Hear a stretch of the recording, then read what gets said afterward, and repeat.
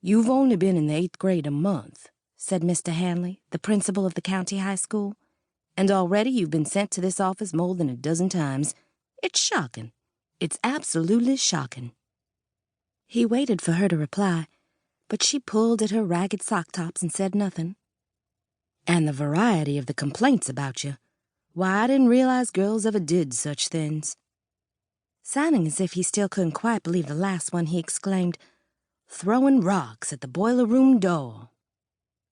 "It made a good target," said Queenie, adding in an almost boastful tone, "and I hit the latch string 10 times out of 10. "That's not anything to brag about."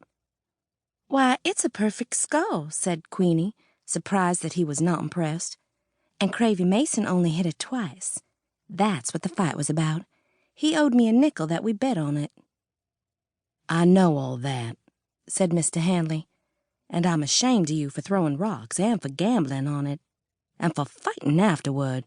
And I was ashamed of you on Monday when you hid in that tree and dropped a handful of china berries on Miss Shelby's head."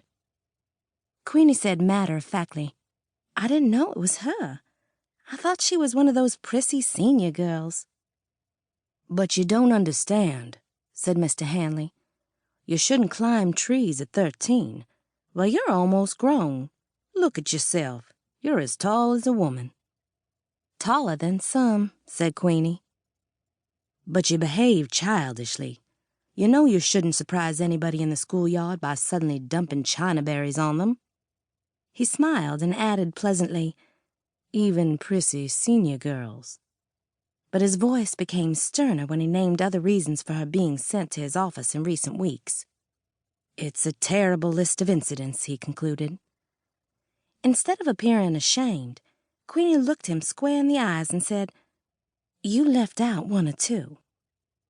Mr. Hanley shook his head. "I don't want to expel you. Your teachers tell me you have a keen mind and that when you take an interest in your studies, it's a pleasure to have you in a class. But why do you misbehave so much?" Queenie didn't answer, and he added, "Very well, that'll be all for now." She got up to leave and was at the door when he called out, "Oh, one more thing. Someone from the courthouse left a message that Judge Lewis wants you to come by there after school." Judge Lewis was the district judge who was in Cotton Junction for the fall term of court. He came every October for a few weeks. "What does he want?" asked Queenie. "I don't know, but I'd suggest you make it your business to drop by and find out." "Yes, sir, I will," said Queenie, her voice, even her facial expression, seeming less defiant. Mr. Hanley looked at her.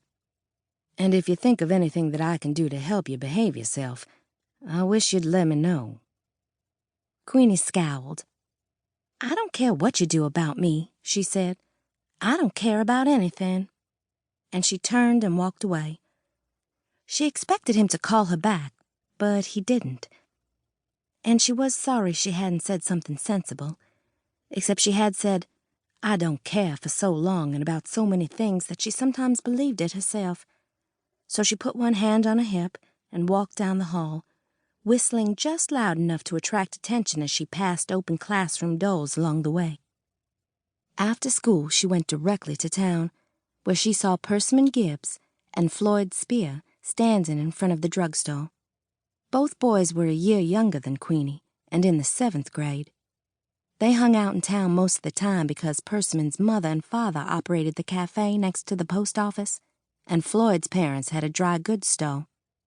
"Let's go back of the stores and shoot marbles," suggested Persimmon. "No," said Queenie.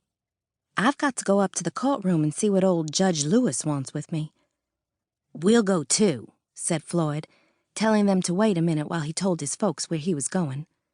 Persimmon could go anywhere without asking, but Floyd always had to get permission.